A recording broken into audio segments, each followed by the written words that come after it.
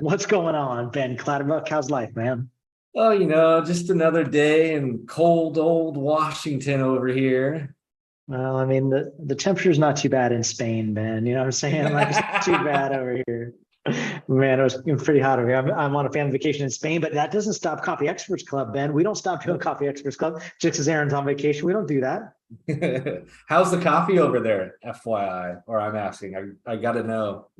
It's the damnedest thing. So I haven't been to many coffee shops yet. We've only been here one day. We got here late last night, and then obviously we're 9 hours ahead, so your body's all whacked out. But my brother-in-law, who we're staying with, rented this house just outside of Barcelona, and met up with him because he and his fiance are living here. Anyway, long story short, they brought some coffees, some like nice coffee, and I looked at the bag and I'm like, Guatemala? What the hell are we drinking? And maybe just think of coffee de los Mice. I could have gotten the guy across the border, you know what I mean? But I haven't had a lot of Spanish coffee yet, but I intend to. We're going to head into town tomorrow on the train, and I'm hoping I can have some cosmopolitan coffee from España. Don't don't get your hopes up. I remember when we were in Italy, I was like, this is the worst coffee I've ever had. It's bad.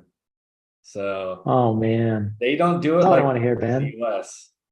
Ben, that's not what I want to hear. There's no reason to dash my dreams, No, man. you telling me I was in when we were in Italy, I was like, this is great. This is the birthplace of espresso. It's gonna be so good. No, it's like sub Starbucks quality. You're just like, what? What I think happened? it's You just created it. well, Ben, I do feel like Pacific Northwest has ruined us a little bit, right? Like so much craft, so much unique, so much roasted straight, so much like farm visit, know exactly where it's coming from. I Yeah. think Pacific Northwest leans into it so hard, and so it's hard to beat that. But I will say, so Drew tried De Los Mayas. So De Los Mayas, we're gonna talk. We had Drew on the show last week talking from our most recent Coffee Experts Elite client down in Belize, which is crazy, first international client that we've gotten, and we told a little bit about the story. And I was down there about a month ago and got to check out the space and meet with the owner and kind of scope out the spot. And we went and actually visited to where they're sourcing their beans, and it was such a trip. The owner flies, so we flew over on his little private, aircraft, and it's just scary as hell, you know what I mean? And like we're sort of up in the air and checking it all out. And we land there and the guy shows us where they're growing, and takes up the roastery, which is beautiful, shows where they're getting their beans. And then, roasted us some, but you know how it is. It's like, so he sent us with a package of beans, like, of ground home. And I'm like, I tasted it and I got back and I'm like, I don't know, how's this going to taste, coming through espresso. Like it's a process. Right. And so, to my knowledge, nobody else there is using these beans. It's such a unique situation we had, and so we talked about the blend we wanted, and such a cool interaction. So anyway, Drew tested it just yesterday. And he's like, bro, this is good stuff, which put my heart at That's rest. great. But I think it's how do you beat that, right? Like, yes, it's Spania. I get it. Like you're the origin of all these things. But I mean, how do you beat like, I saw the plant, and then I saw the lady who was parsing the beans by hand. Mhm. I saw the roaster they put it in, and now I'm drinking a cup. Like, how do you beat that? Like, that's a tough one to beat. No, there's especially if you're like if they're roasting it and sending it to you like next day, even next week, like that fresh roast you cannot get like I was so I was so nervous, because Drew, like, you know how it is. Like, it's everybody's got good coffee. Like, that's what everybody's going to tell you, right? Their coffee's the best coffee, whatever it is, But it's like until, and even me, and you know me, you and I are probably the worst ones to rate coffee. It's so funny. We do Coffee Experts Club, but it's not like and I are like fine coffee connoisseurs when it comes to palate. You know what I mean? Like, that was always our thing, right? Like, find your niche, find your specialty. You're in my niche was not cupping, like, or like brew, like roasting it. Like, that's not our jam. That was always Cody's or Verrick's or whoever it was that was going to run it. So I think that when for me it was like, okay, so Drew's done a lot of cupping. Like, when Drew puts his lips on this, that's how we'll know, is this going to work or not. So there's so much anxiety taken out of the room when we're like, yes, we found our roaster, right? Because that's a big deal. That's a big deal in the last minute. Like, we're within 2 weeks of grand opening and we haven't solidified, no, for sure, this is where we're going to source our stuff. So yeah, so I'm excited for Drew, but I thought today we could talk about, Ben, just all the things that nobody ever talks about when it comes to grand openings. Like what all the things nobody ever talks about when it comes to opening your first stand. You know, we did. I talked to a guy today about opening a stand. He, you know, is retiring and he has some money he wants to invest, and he's looking for some professionals, you know, that can come alongside him and give him some education. So I sent him over the free access to the private Facebook group, you know, Coffee Experts Masterclass, you know, where we took everybody through my first drive-through.coffee just in June, you know, and we're coming up on that again. I think we're gonna maybe release one of those again, maybe by the end of the year. So stay tuned to that if you're watching this now on the Facebook page. But anyway, I was talking to this guy and we were talking about some of the logistics, but the thing that nobody ever tells you out of their mouth, right? Everybody makes it sound, yeah, we've got the systems and we've got the timelines, and you and I worked for years refining down our smart sheet. So everything just works like magic. You plug in one date, the thing shakes down for you, all the dates you need to line out, whatever you need to line out. And all the assets are all tied to, you know, the smart sheet. But the part that nobody talks about is all the things that you couldn't have foreseen. You know, like at the Collab Team, we live 80-20, right? We want 80% calculated and 20% firefight, realizing that you can only cut so many fire breaks, right? And then when the fire breaks out, you just got to get in the fire and fall and pray to God that you have the skills and that you're wet enough that you're not going to burn once you get close to the flames, right? Like that's all you can do. But we've had a couple of, you know, we've got 2 grand openings going right now. We've got the one in Belize with our Coffee Expert Elite client down there, Coffee de los Mayas. And we've got Human Being Reno with Ryan Roden and Tasha and the crew, and Human Being, that's going to be their 5th location there. And both of these grand openings both have unique things where I'm like, son of like what in the world? Like, how are we up against this? Like, how many do we have? These do we have to open before you just get over like the hiccups that like buck you off the cart and fun you quickly like throwing all your potatoes back in the cart and getting the thing back down the road? It's stressful. Grand openings can be stressful, man. Yeah, I don't think there's just no possible way. I mean, if every grand opening we've ever done, there's always something. You're like, we planned for all of these things, and then you're like, oh wait, barista who's supposed to open tomorrow is sick. Now let me rejuke the entire grand opening schedule.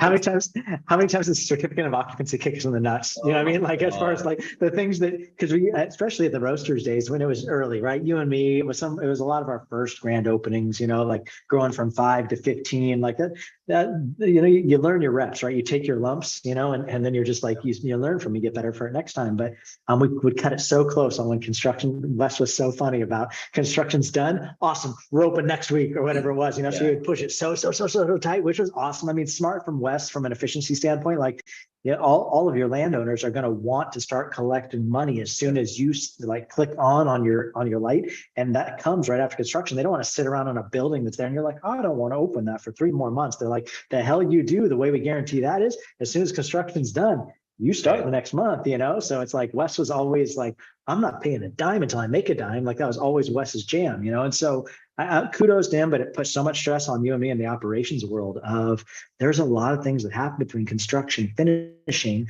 like health code coming in, certificate of occupancy coming in, and for us to be able to click like go time, otherwise they start finding you. And I feel like that one got me. And you, and health comes in and they're like, oh no, you've got to make this change and this change. Oh, and did you know this over here? And you're like, what did you just say to me? You want me to change out the water heater? What did you just say to me? You want a different size hand washing sink? Like, we're opening in 2 days. You know what I mean? All the crazy last minute stuff, but it is funny. It's hard to know what they're going to expect and what to expect until you're in the throes. Well, in the health department, most of the time won't even come in until like the floor's done being lacquered. You're That's like, right. these guys are gonna be done in an hour. They're just putting on the finishing coat on the floor. Can you just come and give us some respect? To like, no, we'll be back in a week then. You're like, come on.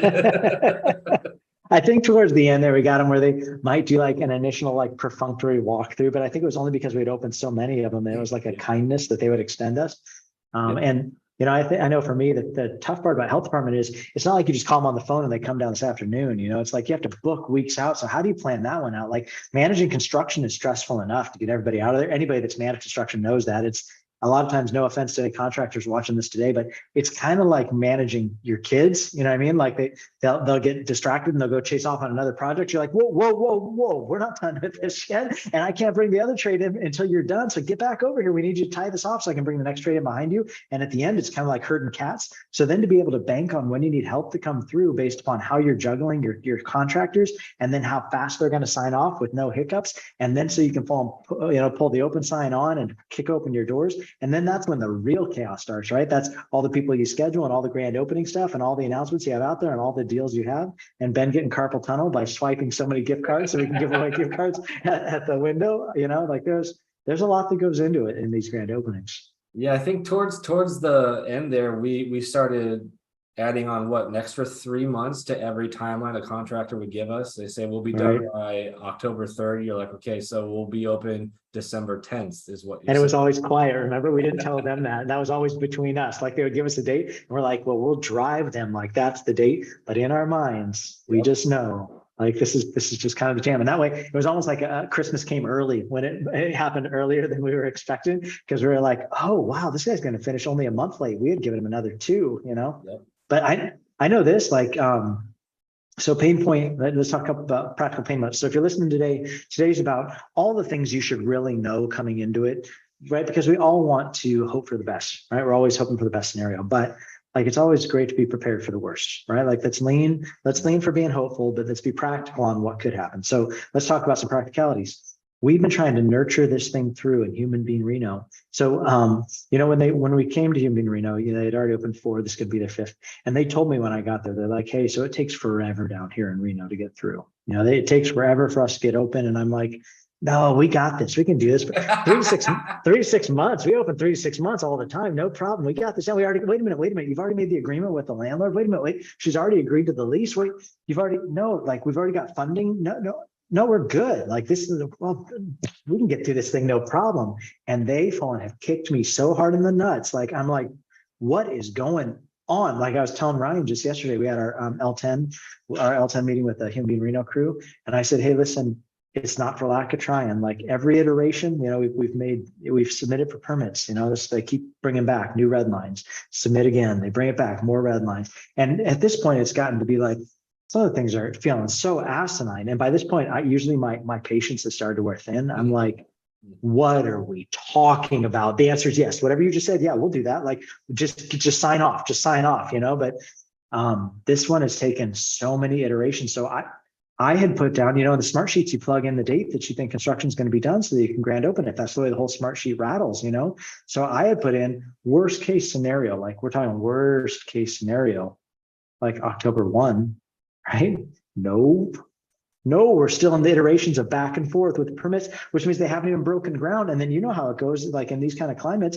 Well, once they break ground, paving stops happening at a certain time of year. Like the asphalt plants shut down. Like they don't just make asphalt all the time. You remember what was it in Kennedy, where we weren't able to get all the paving done, and we had to put in that provisionary license where they would allow us to open, even though not all the paving or curbing was tied off the way they wanted it to, but we had to get it done by next time the paving opened up, but we're nowhere near that. Like we're still talking, we have to break ground, we have to put in all the infrastructure, and then we've got to spread it back down. Then we've got to put down the pavement. Then we got to do the landscaping, and we're dropping out, they're doing a modular, so all these different pieces. And it's like, so every time our timeline gets pushed back, I'm like, we haven't even started the game yet. The game hasn't even freaking started yet. Construction hasn't even started, And so crazy. I think the things that you work through, I just think every city is different. Yep. Everyone's particular, everyone, and I thought this one maybe was going to be a little bit more slam dunk, Ben, because it comes pre-stamped from the state of Oregon. Like, no, this is an encased unit. They're dropping it on a site, like they're tying it in. It's like they're plugging in the refrigerator and it's go time. I mean, it's not like when we would do everything we've done has been stick built, So obviously there are iterations of permitting and approvals, but I don't know, what does Reno even have to approve? It's a modular unit dropped on there a lot like that. This should be like open, closed book, like no problem, but it hasn't been that way. It's been crazy. Is it land stuff like the permitting, or is it like utility permitting? I think so. This particular site was tricky, and I think obviously, guys. So the main two things, and we talk about it on Coffee Experts Masterclass every time we talk about this. When we talk about grand openings, and you're talking about site choice and what you're going to choose, and it's always car count and ingress egress, right? Those are the two magic things. Like car count, how many people are going by your location, and is it going by the right direction for coffee, right? Morning times is you're busy. You don't want high traffic going the other direction. You want them to come in your direction, right? Because you want, or either that, or you want to be able to get easy into your location. So good ingress, egress, and traffic count. So this one was like a banger, like great traffic count, and it looked like it was an easy ingress, egress. But then the city came back first iteration. They're like, oh no, you can't come in off the main drag. It's too close to the signal, so you can only come in off the minor arterial.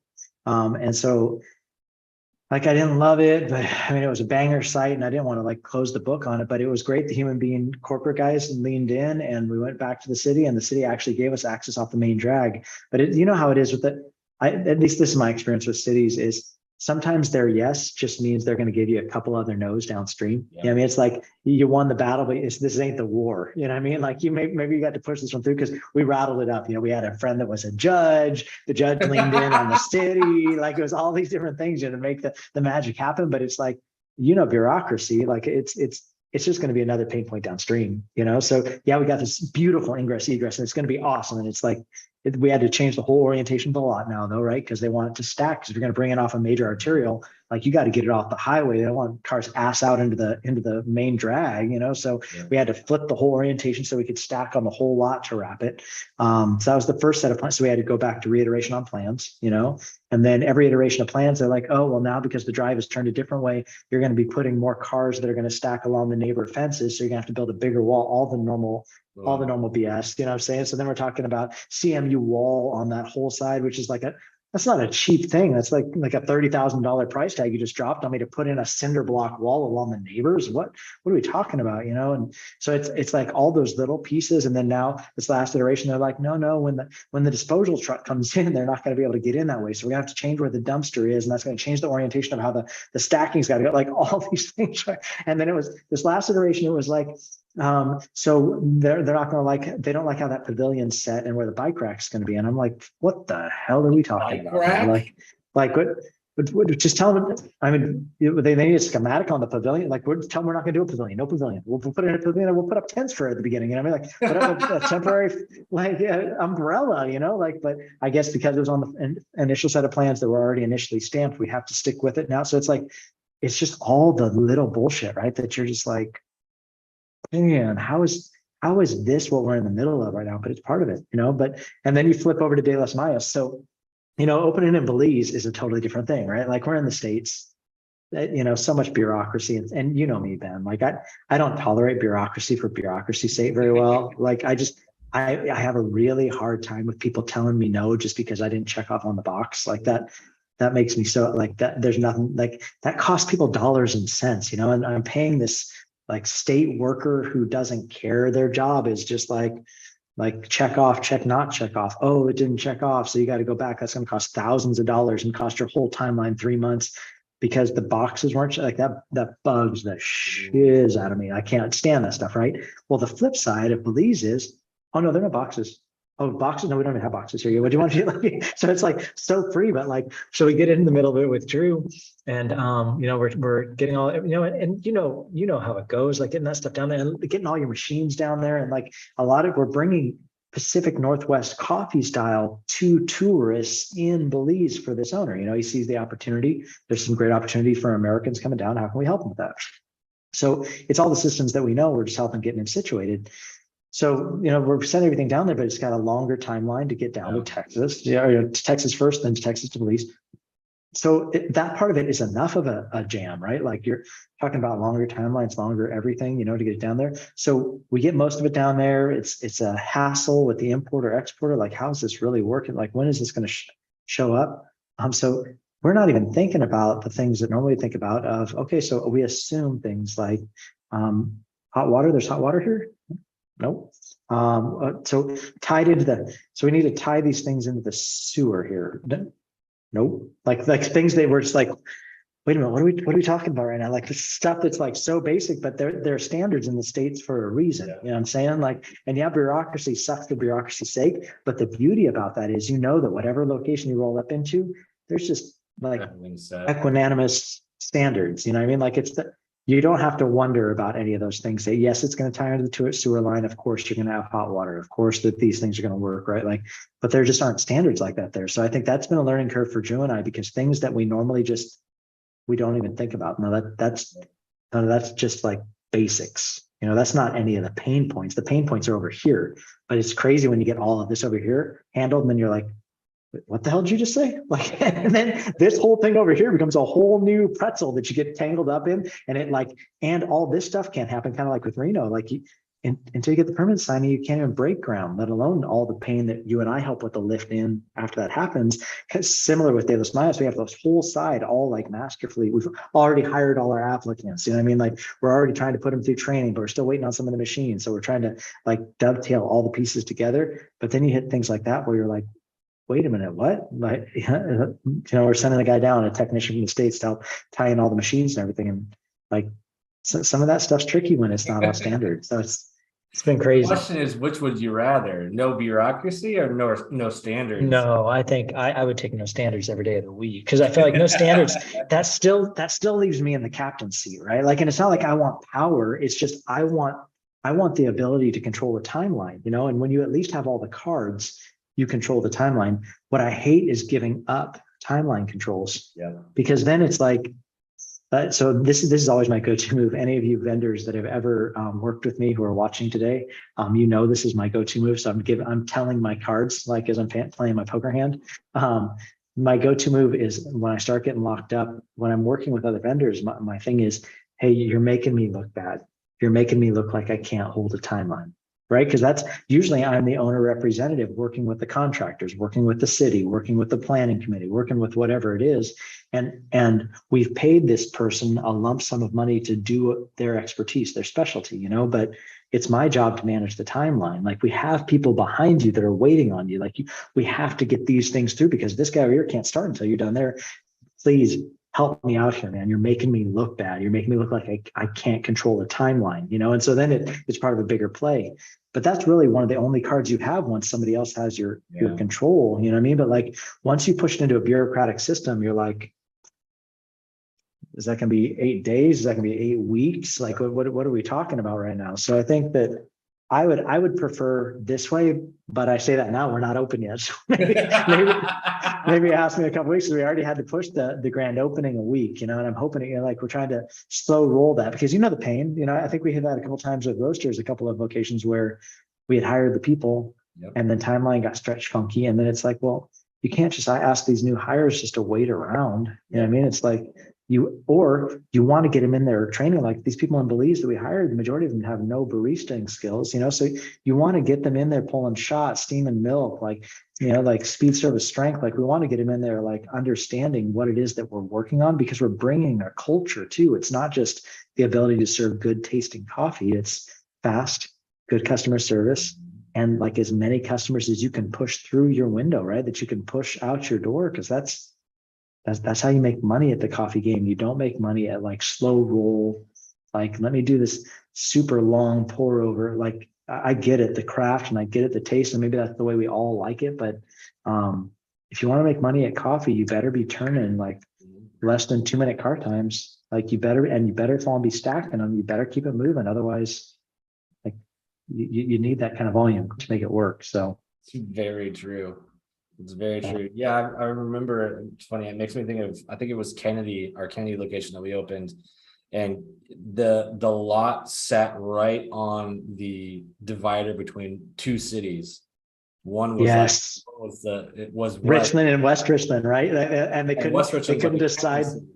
Yeah, they couldn't decide which one they were going to hold us to. Yep. Yeah, and just trying to figure out how to get the freaking water turned on there it took weeks, because it was like, all right, I got to submit to this city, who has to then communicate with the other city on who actually has house. It was a nightmare just to get that, and then to have to go back and forth between, okay, they do water, we do power, but they do dumpster, and you're like, that's right.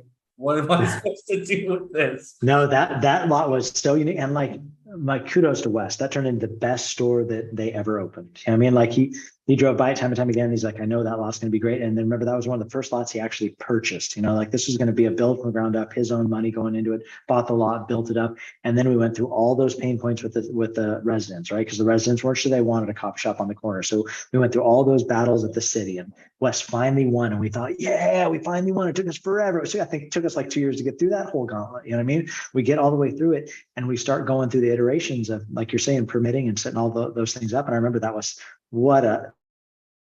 how could you ever know that? Wes drove by and said, that lot looks so great. Yeah, the car count's going to be awesome. Ingress, egress is phenomenal. All those people coming out of their houses, coming down onto the street, taking Tommy to school every morning. It's right down there. This, you couldn't ask for a better spot. And he was right. You know, we stacked the heck. Remember how long the stack was on that lot? Like we got such good stacking on that lot. But the things you can't know are like, no, this lot straddles two cities boundaries. So I remember for you, it was the pain point of utilities and who answers to what, and like such a runaround. For me, it was, oh no, because we're paving this side of this city, we're gonna have to put a swale. You know, we're putting so much non-porous down, so much non-porous with the paving, it's creating water retention issues. So we got to put a swale on the lot, but not the city that the stand is on. It was the other piece of property, because we were creating like this natural reserve of water. So we had to put in this whole swale in a different city side of the, it was the most bizarre like dance between county and city and two different entities, but things you can't know when you find a beautiful lot that's got great ingress, egress, and an incredible traffic count. Like that's the stuff that you understand once you're in the firefight. So I think it doesn't pop up until you're like 3/4 of the way through the process. You're like, all right, the contractors are already framed up. They're putting walls up. They're getting ready to swap everything over to the owner's name. Let's swap it over. And you're like, wait, this is two cities? What? Yep. And then, oh man, and then there's your timeline. You're like, I haven't even turned on power yet. Oh man. So, and then like, obviously Wes isn't in the weeds like you and I are in the weeds. So he's like, get that thing open. And we're like, I promise you, it's not for lack of energy expended. I promise you, it's not because we're just like twiddling our thumbs. It's like so much energy goes into it. And then that one, what a learning example that one was for both of us, for all of us really, you know, because our contractor went belly up. You know, so after he built it, right. The GC went away, and all the subs slapped liens on us, every single one. So it took me 6 months to fight us out of every lien, because the bank was like, hey, you got to do something, because otherwise, like, we're gonna have to take back this location based on these liens. So then Wes put me in the firefight of going back to all these individual subs and like dickering, you know, which sucked because we had already paid the GC the monies that were intended to go to the subs. They took our money and walked away. So then we had to pay it twice. We had to lean back into the subs and dicker over dollars just to get the bank off our back, because we had been leaned. And it, you know, it was like, who's at fault for this? Really just the GC, but he's gone, you know? So now it's like, now it's all these small mom and pop shop subs, you know, that they need that money. They can't just walk away from that money. And it's, but like for Wes, he's already paid that money once. To have to pay it twice is just like insult to injury. But like things you can't know until you get into some of these locations. But I will say this, like for kudos to Wes, like he stuck it out.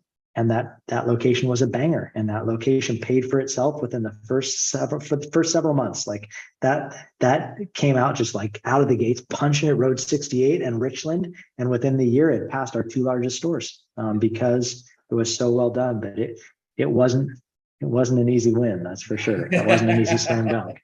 They never are, but you get through them and you make really good notes on what you had to deal with, so that next time you're at least prepared for those.